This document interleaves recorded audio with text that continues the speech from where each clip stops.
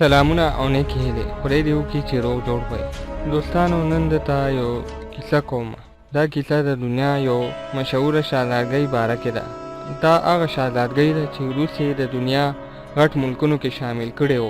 دا شهزادګۍ د عیاشۍ په نامه ډیره مشهوره وه. هلته د دې شهزادګۍ څه رازونه همداسې دي چې څه مودې نه د دې د بدنامۍ وجه جوړ شوي دي. دا راز د دې د کورنۍ ژوند د عاشقانو په باره کې دی. په عام طور باندې د تاریخ د بادشاهانو او د شهزادګانو د عیاشیانو او د ډیرو ښځو غلامانو او نور ډیر غټ کارونو نه ډک دی. دا هغه شهزادګۍ ده چې د دې زندگی تیرول لکه د عیاش بادشاه نه کمه نه وه او د دې د عاشقانو تعداد د بادشاه د محبوبو عمره و. او د دې په عاشقانو کې نه صرف انسانان دي بلکې ځناور هم د دې خوښ وو. نو راځئ چې د دې شهزادګۍ په زندګۍ رڼا واچو. دنیا یې د کیتھرین د گریٹ په نوم باندې پیژني چې په روس باندې د 1962 عیسوي کال نه تر 1995 عیسوي کال پورې یعنی 10 کاله حکومت کړی وو چې تر اوسه پورې په روس کې د ښځو د ټولو نه زیات دور دی. هم په دې 10 کاله کې دی روس د پسمانده ملکونو نه اوښو او یو غټ طاقت یې ته جوړ کو چې تر اوسه پورې د دنیا غټ طاقت منل کېږي. دا شهزادګۍ اصل نوم پرنس صوفي وو چې د یورپ یو ریاست پرشیا یعنی موجوده پولینډ کې پیدا شوی وه. دا شهزادګۍ خو په ظاهره باندې د شاهي خاندان سره تعلق ساتلو خو د دې د باوجود د دې د کور مالی حالات ټیک نه وو او د دې خوشقسمتي دا وه چې د دې واده د روس نوی صدر جوړېدو یعنی پیټرسوم سره واده وشو چې هغه ډیر زیات شرابي او ډیر نالیک و.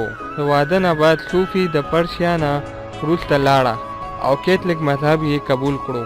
نو د دې نوم یې کیتھرین کېښودو. دا واده صرف په نوم باندې واده و ځکه چې پیټرسوم خپله ښایسته ښځه کې هیڅ دلچسپي نه وه. هغه ډیر عجیب او غریب و. هغه چې کله څنګه بادشاه جوړ شو نو په خپل عوام او په خپل خاندان باندې زندگی سخته کړه او دویم طرف ته ښځه یعنی کیتھرین خپل دوه عاشقانو سرګي سیلکوف او ګریګوسری سولف سره په زنا باندې اخته وه. دا د روس ډیر اعلی او معزز خلک ګڼه کېدل. په 1962 عیسوي کال کې کیتھرین هم د دې عاشقانو په مدد سره خپل خاوند پیټرسوم د تخت نه لرې کړو او لږه موده یې کیټ کړو او بیا یې مړ کړو ځکه چې په راتلونکي وخت کې چرته د دې خاوند په حکومت کې چرته بغاوت ونه کړي. کله چې دا شهزادګۍ په تخت کېناسته یعنی کیتھرین نو دې د روس معاشره د یورپ په طرز باندې کړله. د حکومت انتظاماتو سره سره په خپل ټول دور حکومت کې مکمل په عیاشۍ کې تیر کړی و.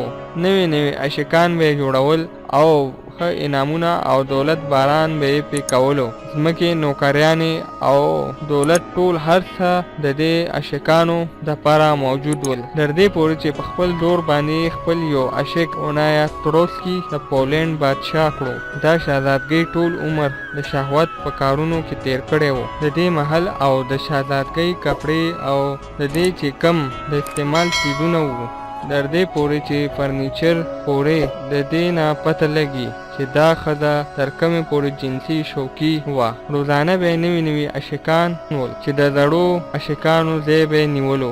د دې په عاشقانو کې ټولو کې مشهوره کس د روس د فوج یو افسر ګریګوري پورکین وو. د ده تعلق د شهزادګۍ سره د اقتدار نه پس جوړ شوی و او بیا دا یارانه ټول عمر قایمه وه. د کیتھرین ډیر ادباري سړی و او دونه پورې ادباري و چې کیتھرین به چا سره وده کېده د هغې فیصله به ګریګوري پورکین په ذمه باندې وه. د دې نه علاوه د شهزادګۍ کیتھرین یو خاص خادمه وه پریکیوي بوس صرف د دې کار دپاره وه. شهزادګۍ نه مخکې به دې سره خامخا وده کېږي.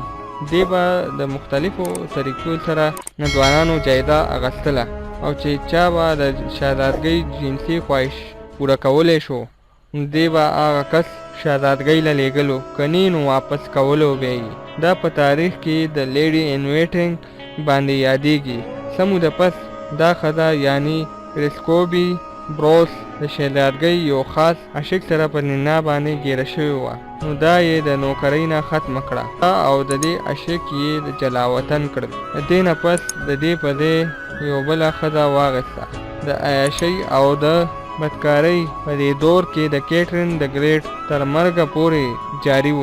د خپل عمر اخرنی وخت کې هم د خپل عمر نه 40 کاله کم هلکانو سره بدفعلي کوله. د دې ډېر شوق و. د دې شهزادګۍ عاشقي صرف د ځوانانو هلکانو سره نه وه، بلکې د دې مینه د ځناورانو اسونو سره یې ډېره مینه وه. د کیتھرین د مرګ په باره کې ویل کېږي چې د دې مرګ په 1996 عیسوي کال کې د 28 کاله عمر کې د یو اس سره بدفعلۍ کولو د وجې مړه شوې وه. وایي چې دا شهزادګۍ اس سره په بدفعلۍ کې مصروفه وه او اچانک چې کوم اس و نو هغه په دې باندې راپرېوتو او دا په موقع باندې مړه شوه. څو مورخین دا خبره تسلیم کوي او څه وایي چې شهزادګۍ کیتھرین د هارټ اټیک د وجې مړه شوې وه. په حقیقت چې هر څه وي، خو چې یو عام انسان د دې د استعمال څیزونه او د دې فرنیچر نه اندازه لګولی شي چې دا شهزادګۍ جنسي خواهشات کم حد ته رسېدلي دي. د دې مخکې د تاریخ عیاش بادشاهان او شهزادګان دې په عیاشۍ کې وروستو پرېښو. دا وه زموږ نننۍ ویډیو. امید لرم چې ویډیو به مو خوښه شوي. که ویډیو مو خوښه شوي وي نو دا ویډیو لایک کړئ او خپلو ملګرو سره یې هم شیر کړئ چې هغه یې هم ترې خبر شي. د راتلونکي ویډیو لپاره د تاسو نه اجازت غواړم. د الله په امان.